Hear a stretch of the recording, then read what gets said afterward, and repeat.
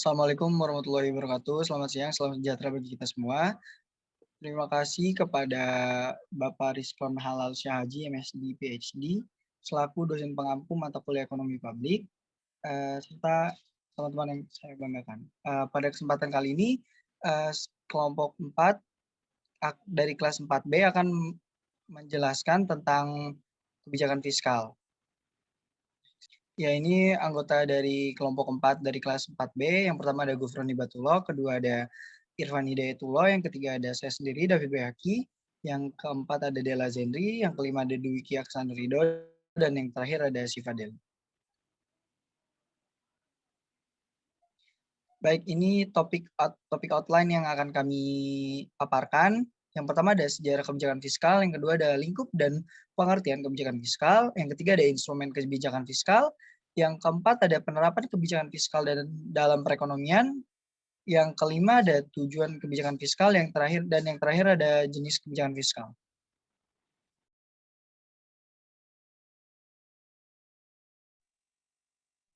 Nah, materi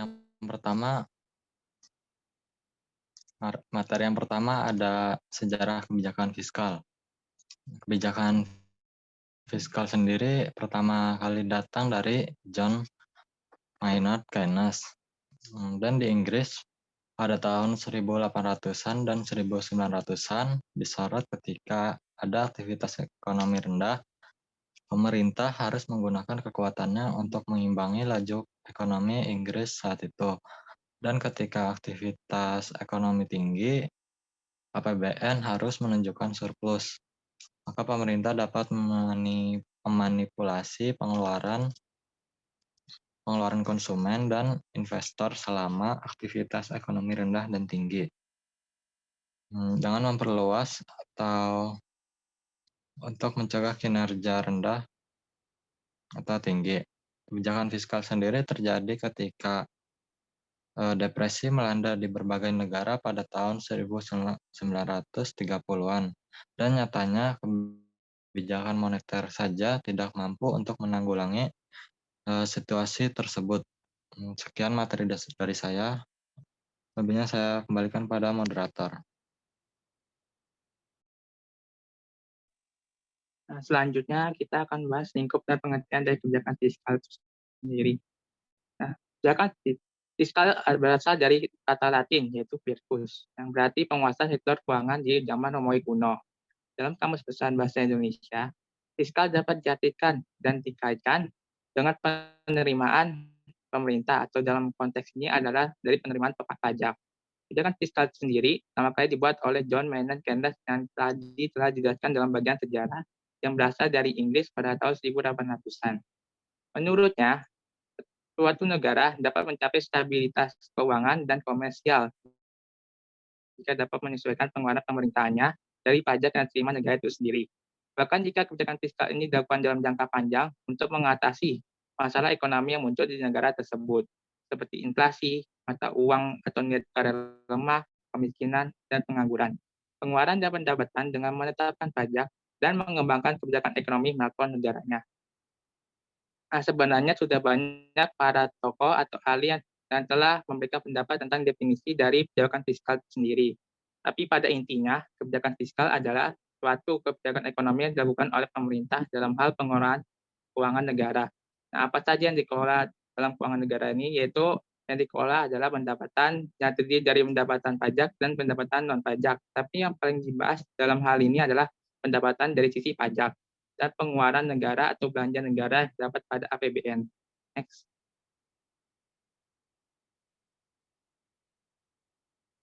Nah, selanjutnya adalah penerapan kebijakan fiskal. Nah, salah satu kegunaan dari kebijakan fiskal ini adalah untuk mengurangi tingkat inflasi dan deflasi suatu negara. Nah, karena kondisi inflasi dan deflasi itu berbeda, maka kebijakan fiskal di setiap kondisi juga berbeda juga.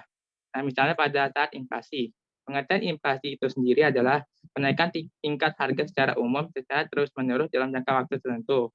Sehingga kebijakan fiskal yang dapat dilakukan oleh pemerintah dari sisi pendapatannya adalah kenaikan pajak.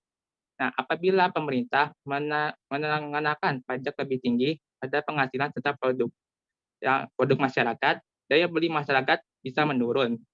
sehingga menyebabkan permintaan agregat juga menurun.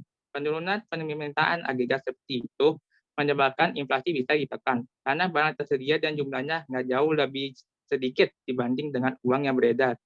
Nah, dari sisi belanja negaranya, pemerintah dapat mengurangi belanja. Nah, pada saat kondisi deflasi, pengertian deflasi itu sendiri adalah kebalikan dari inflasi, di mana inflasi itu adalah kenaikan harga, sedangkan deflasi adalah penurunan harga. Nah, kebijakan fiskal yang dapat dilakukan saat kondisi deflasi oleh pemerintah, yaitu dari sisi pendapatannya harus kebalikan dari kondisi inflasi, yaitu dengan menurunkan pajak. Nah, apabila pemerintah mengenakan pajak yang lebih rendah, daya beli masyarakat bisa meningkat, sehingga menyebabkan permintaan agregat juga meningkat. Kenaikan permintaan agregat seperti itu menyebabkan deflasi bisa ditekan, karena barang tersedia dan jumlahnya nggak jauh lebih banyak dibandingkan dengan uang yang beredar. Nah, dari sisi belanja negara, pemerintah dapat menambah belanja negara misalnya dengan menaikkan gaji para pegawainya. Nah, dengan meningkatkan gaji para pegawai, konsumsi dan permintaan agregat dari masyarakat juga akan meningkat sehingga bisa menekan laju deflasi dari negara tersebut.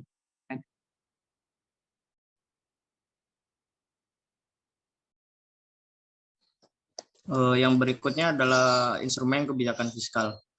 Instrumen kebijakan fiskal sendiri adalah alat-alat yang digunakan oleh pemerintah untuk mencapai tujuan tersebut. Dalam hal ini adalah kebijakan fiskal itu sendiri. Sebenarnya dalam menentukan instrumen kebijakan itu adalah hal yang sulit, karena instrumen kebijakan adalah hal yang sangat relatif. Namun secara umum instrumen kebijakan fiskal dibagi menjadi 5. Itu ada kebijakan pajak, kebijakan pengeluaran, kebijakan subsidi, kebijakan hutang publik, dan kebijakan transfer uang. Next.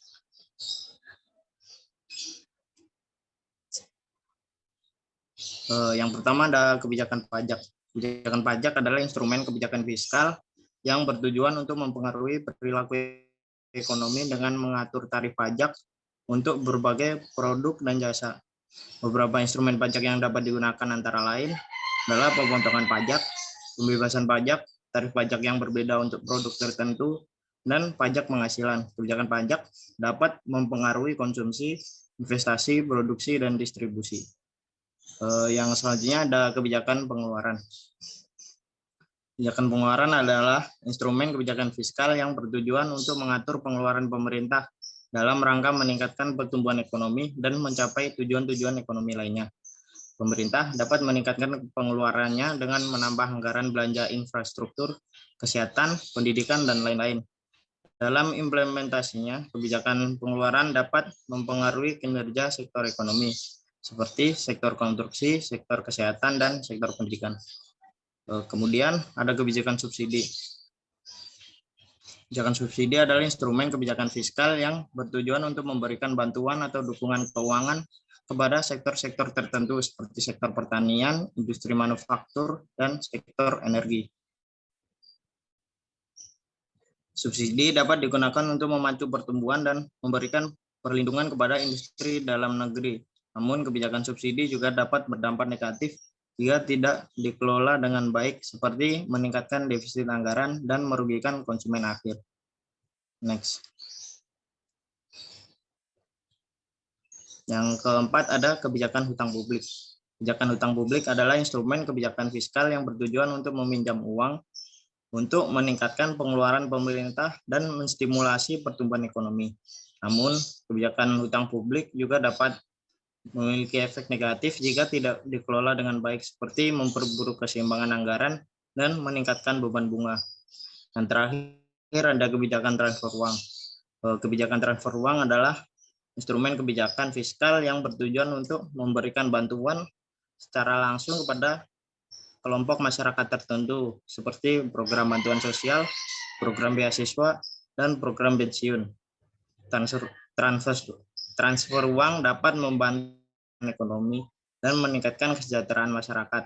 Namun perlu digarisbawahi, kebijakan transfer uang juga dapat mengakibatkan ketergantungan dan kurangnya insentif untuk mencari pekerjaan atau meningkatkan kemampuan.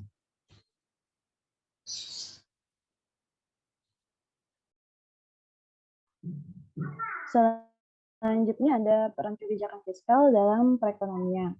Peran kebijakan fiskal dalam perekonomian dalam kenyataannya menunjukkan bahwa volume transaksi yang diadakan oleh pemerintah kebanyakan negara dari tahun ke tahun bertendensi untuk meningkat lebih cepat daripada meningkatnya pendapatan nasional. Ini berarti bahwa peranan dari tindakan fiskal pemerintah dalam turut menentukan tingkat pendapatan nasional lebih besar. Untuk negara-negara yang sudah maju perekonomiannya, peran tindakan fiskal pemerintah semakin besar dalam mekanisme pembentukan tingkat pendapatan nasional, terutama dimaksudkan agar pemerintah dapat lebih mampu dalam mempengaruhi jalannya perekonomian. Dengan demikian diharapkan bahwa dengan adanya kebijakan fiskal, pemerintah dapat mengusahakan terhindarinya perekonomian dari keadaan-keadaan yang tidak diinginkan, seperti keadaan di mana banyaknya pengangguran, inflasi, neraca pembayaran internasional yang terus-menerus defisit, dan sebagainya. Bagi negara-negara yang sedang berkembang, pemerintah pada umumnya menyadari akan rendahnya investasi yang timbul atas inisiatif dari masyarakat sendiri. Yang telah kita ketahui bahwa untuk meningkatnya tingkat hidup suatu masyarakat, kapasitas produksi nasional perlu ditingkatkan. Untuk memperbesar kapasitas produksi nasional dibutuhkan adanya capital formation. Dengan demikian, masyarakat perlu mengadakan investasi yang cukup besar untuk mewujudkan capital formation yang dibutuhkan tersebut. Selanjutnya ada pengaruh risiko kebijakan fiskal. Risiko kebijakan fiskal didefinisikan sebagai potensi tambahan defisit APBN yang disebabkan oleh sesuatu di luar kendali pemerintah. Nah, terdapat 3 kategori utama, yaitu pertama ada risiko ekonomi makro. Dalam penyusunan APBN, indikator-indikator ekonomi makro yang digunakan sebagai dasar penyusunan adalah pertumbuhan ekonomi, tingkat inflasi, suku bunga sertifikat Bank Indonesia, nilai tukar rupiah, harga minyak mentah Indonesia, dan lifting minyak. Indikator tersebut merupakan asumsi dasar yang menjadi acuan perhitungan besaran pendapatan, belanja, dan pembiayaan dalam APBN. Secara umum, sumber risiko fiskal yang dihadapi oleh APBN 2012 terutama berasal dari 2 risiko utama, yakni inflasi dan harga minyak. Yang kedua adalah kewajiban kontingensi pemerintah pusat. Kewajiban kontingensi merupakan kewajiban potensial yang timbul dari peristiwa masa lalu dan keberadaannya menjadi pasti dengan terjadinya atau tidak terjadinya suatu peristiwa atau lebih pada masa datang yang tidak sepenuhnya berada dalam kendali pemerintah. Kewajiban kontingensi pemerintah pusat yang menjadi risiko fiskal bersumber dari pemberian dukungan dan atau pinjaman pemerintah atas proyek-proyek infrastruktur. Kewajiban yang timbul akibat program pensiun dan tabungan hari tua pegawai negeri. Yang terakhir ada desentralisasi fiskal. Kebijakan desentralisasi fiskal dilakukan dengan tujuan untuk mempercepat terwujudnya kesejahteraan masyarakat melalui peningkatan pelayanan, pemberdayaan, dan peran serta masyarakat, serta peningkatan daya saing daerah dengan memperhatikan prinsip demokrasi, pemerataan, keadilan, keistimewaan, dan kekhususan suatu daerah dalam sistem negara Republik Kesatuan Indonesia. Dalam hal pelaksanaannya, penerapan kebijakan ini selain menghasilkan hal-hal positif sebagaimana yang diharapkan, ternyata juga berpotensi menimbulkan risiko fiskal. Risiko fiskal dari desentralisasi fiskal diantaranya bersumber dari kebijakan pemekaran daerah, tunggakan pemerintah daerah atas pengembalian penerusan pinjaman dari luar negeri dan rekening pinjaman daerah, serta pengalihan pajak pusat menjadi pajak daerah.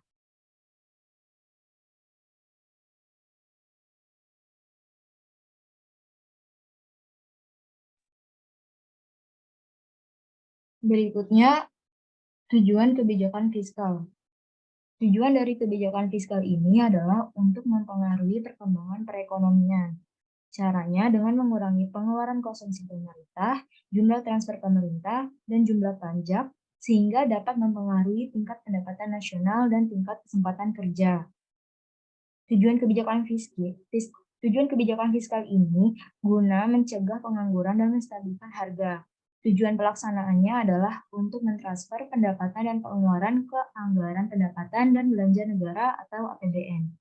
Dengan semakin kompleksnya struktur ekonomi perdagangan dan keuangan, maka semakin rumit pula cara penanggulangan inflasi. Berbagai kombinasi seperti kebijakan fiskal, kebijakan moneter, perdagangan, dan harus digunakan sesuai dengan itu. Sampai saat ini, kebijakan fiskal sebagai instrumen untuk mendorong pembangunan ekonomi telah mengarah pada tujuan sebagai berikut. Next.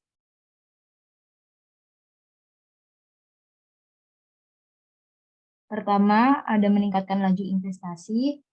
Kedua, mendorong investasi yang optimal secara sosial, pertumbuhan ekonomi, peningkatan kesempatan kerja, memperkuat stabilitas ekonomi, menanggulangi inflasi, serta meningkatkan dan mendistribusikan pendapatan nasional.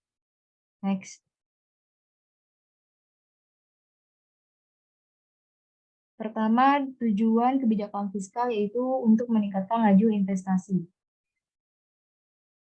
Tujuan kebijakan fiskal ini untuk meningkatkan dan mempercepat tingkat investasi di sektor swasta dan negara. Selain itu, kebijakan fiskal dapat mendorong dan menghambat bentuk investasi tertentu. Dalam hal ini, pemerintah harus menerapkan kebijakan investasi sektor publik terencana, tetapi ini sebenarnya menjadi masalah di banyak negara berkembang dan terbelakang, di mana tidak ada tabungan sukarela, konsumsi, dan investasi yang tinggi di perbatasan dengan negara non-produktif. Hal ini disebabkan tersedianya modal asing baik dari sektor swasta maupun publik yang disediakan oleh kebijakan fiskal, yaitu kebijakan fiskal dapat meningkatkan porsi tabungan tambahan yang dapat meningkatkan, mendorong, memacu, dan memperlambat investasi. Pemerintah menggunakan 6 cara untuk meningkatkan tabungan untuk memobilisasi jumlah dana pembangunan yang dibutuhkan, yaitu diantaranya pemeriksaan fisik langsung, kenaikan pajak yang berlaku, penerapan pajak baru, surplus dari perusahaan negara, obligasi pemerintah yang tidak bersifat inflasioner, serta defisit keuangan. Next.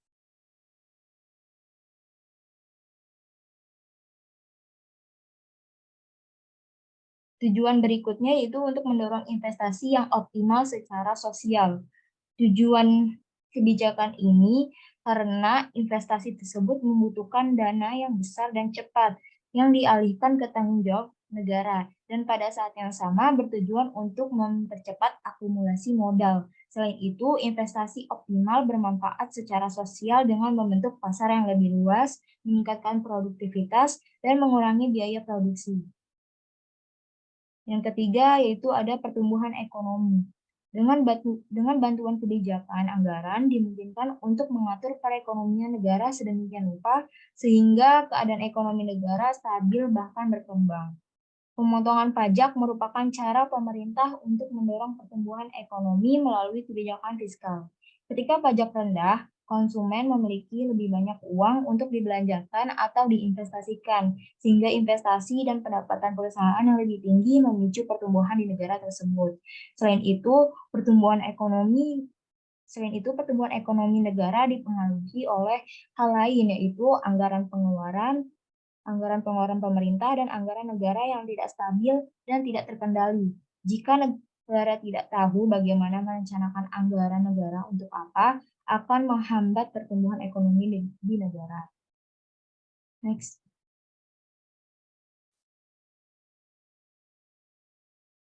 Tujuan kebijakan fiskal selanjutnya yaitu untuk meningkatkan kesempatan kerja.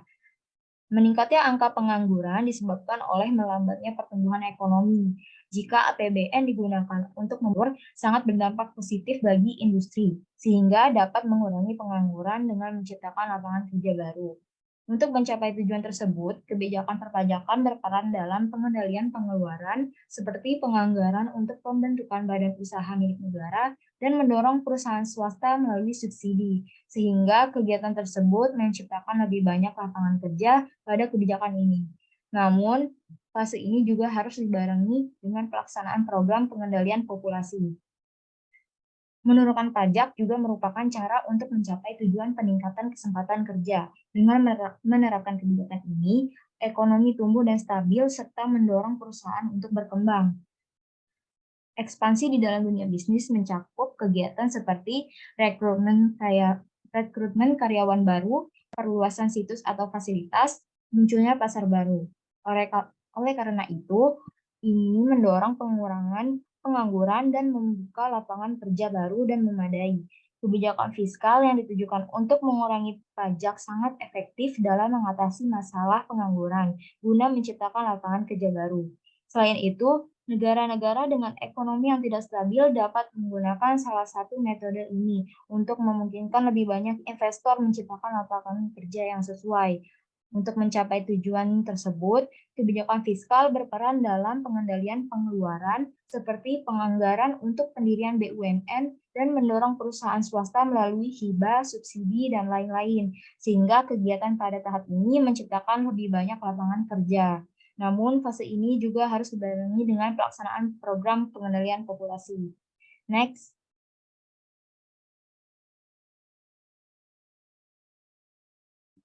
Selanjutnya, tujuan dari kebijakan fiskal untuk memperkuat stabilitas ekonomi di tengah ketidakstabilan internasional. Kebijakan fiskal memainkan peran kunci dalam menjaga stabilitas ekonomi terhadap kekuatan internal dan eksternal. Pajak ekspor dan impor harus diterapkan untuk mengurangi efek internasional dari puncak fluktuasi siklus. Pajak ekspor dapat menyerap kejutan dari kenaikan harga pasar. Pada saat yang sama, pajak impor barang konsumsi dan barang mewah juga diperlukan untuk mengurangi penggunaan tambahan daya beli. Selanjutnya, tujuan berikutnya yaitu untuk menanggulangi inflasi. Kebijakan fiskal bertujuan untuk mengatasi inflasi, salah satunya adalah dengan pengenaan pajak langsung progresif ditambah dengan pajak atas barang, karena pajak tersebut cenderung menyerap sebagian besar tambahan pendapatan keuangan yang dihasilkan oleh proses inflasi. Yang terakhir, tujuan dari kebijakan fiskal yaitu untuk meningkatkan dan mendistribusikan pendapatan nasional. Kebijakan fiskal yang ditujukan untuk pemerataan pendapatan nasional terdiri dari upaya untuk meningkatkan pendapatan real masyarakat dan menurunkan tingkat pendapatan atas. Hal itu dapat tercipta apabila investasi diterima dari negara. Misalnya, program pembangunan daerah yang berimbang dilancarkan di berbagai daerah sektor ekonomi. Untuk materi selanjutnya saya serahkan kepada moderator. Ya, selanjutnya ada jenis-jenis kebijakan fiskal. Kebijakan fiskal yang pertama berdasarkan penerapannya, yang kedua kebijakan fiskal berdasarkan teori, yang ketiga ada kebijakan fiskal berdasarkan perbandingan jumlah pengeluaran dan penerimaan. Next.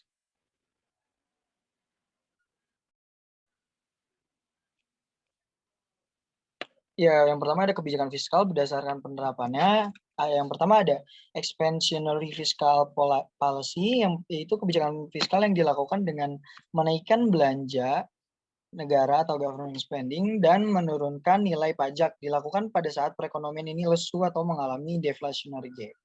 Bertujuan untuk mendorong pertumbuhan ekonomi yang lebih sehat dan meningkatkan permintaan daya beli masyarakat.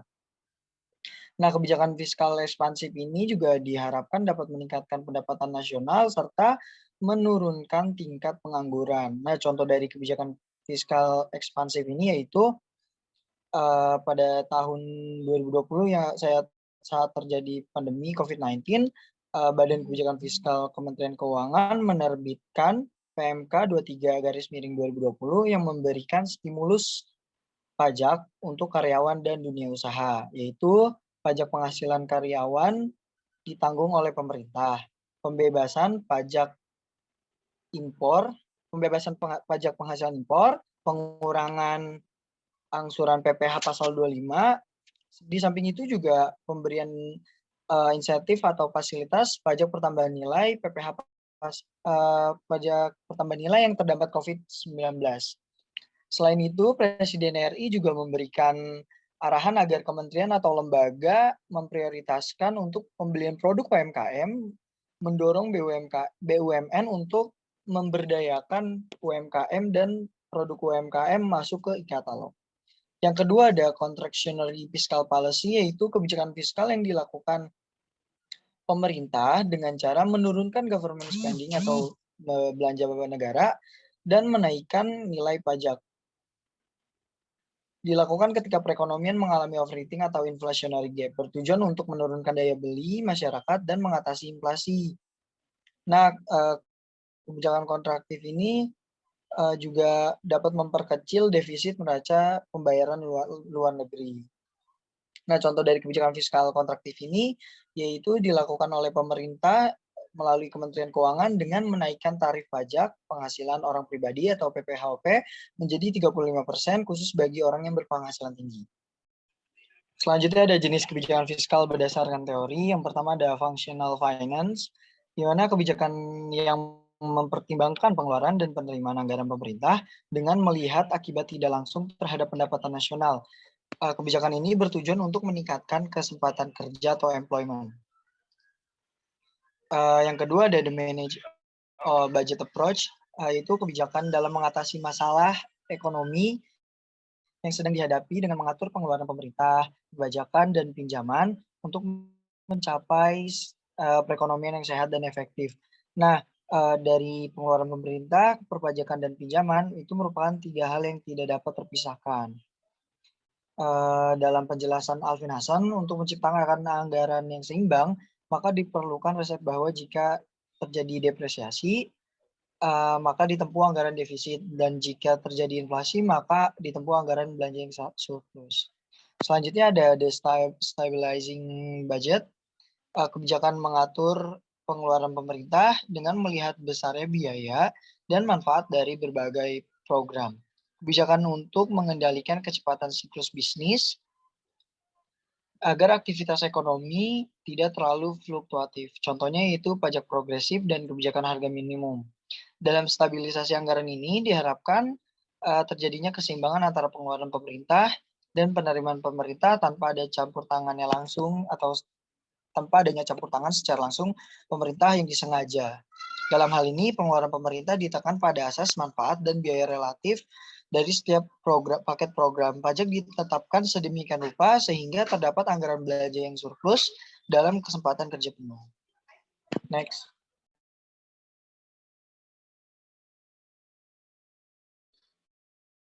Nah, selanjutnya ada jenis kebijakan fiskal berdasarkan jumlah pengeluaran dan penerimaannya.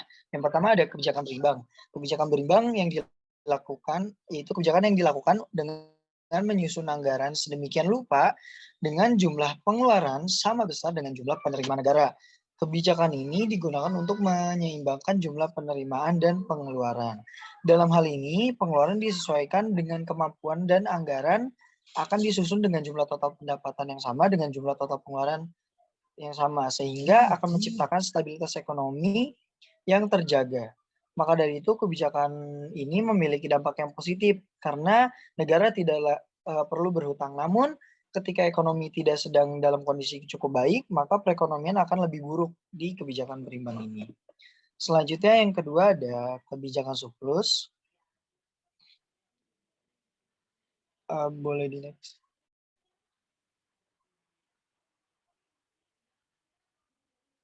Ya, yang kedua ada kebijakan surplus, di mana kebijakan fiskal surplus ini dilakukan dengan menyusun anggaran pengeluaran lebih kecil daripada anggaran penerimaan negara.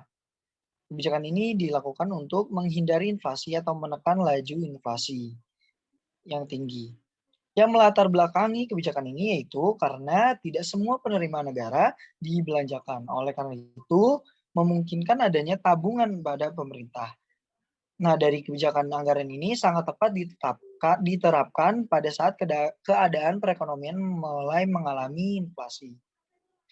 Dan yang ketiga ada kebijakan defisit. Kebijakan dilakukan dengan menyusun anggaran sedemikian rupa dengan jumlah pengeluaran lebih besar dibandingkan jumlah penerimaan negara. Hal ini biasanya dilakukan untuk menciptakan uang baru, melakukan pinjaman atau utang dalam maupun luar negeri. Walaupun terdengar suatu negatif, kebijakan ini pada intinya berfungsi untuk mengatasi kelesuan atau depresi pada perekonomian. Contohnya yaitu mulai dari tahun 2000 APBN di negara Indonesia disusun dengan menggunakan format anggaran defisit yang dimana dibiayai dengan sumber-sumber penerimaan atau pembiayaan dalam negeri. Dan yang terakhir ada kebijakan dinamis. Nah, kebijakan dinamis ini, kebijakan anggaran dengan cara menyusun anggaran dengan menambah jumlah penerimaan dan pengeluaran sehingga semakin lama semakin besar gitu, tidak statis. Karena penerimaan yang tidak bisa digunakan karena penerimaan yang bisa digunakan untuk memenuhi kebutuhan pemerintah seiring bertambahnya waktu. Mempunyai ciri di mana anggaran selalu meningkat pada anggaran setiap tahunnya. Atau anggaran ini selalu meningkat daripada anggaran sebelumnya. Ya, hal ini dilakukan upaya meningkatkan pendapatan serta melakukan penghematan di sisi pengeluaran. Sebagai tabungan dari pemerintah, bisa meningkatkan dengan cepat. Contohnya yaitu adanya tax amnesty pada tahun 2017, yaitu program pengampunan pajak bagi wajib pajak yang telat, tunggakan, dan tidak melaporkan asetnya. Selanjutnya ada relaksasi pajak yang berlangsung selama tahun 2020 hingga awal tahun 2021 untuk meningkatkan daya beli masyarakat. Dan yang terakhir ada pengurangan subsidi BBM. Ya baik, sekian dari kelompok kami. Berikut ini daftar pustaka yang kami gunakan dalam menyusun materi dari kebijakan fiskal. Baik, telah selesai pemaparan dari kelompok 4 kelas 4B tentang kebijakan fiskal mata kuliah ekonomi publik. Terima kasih. Kurang lebihnya mohon maaf. Wassalamualaikum warahmatullahi wabarakatuh.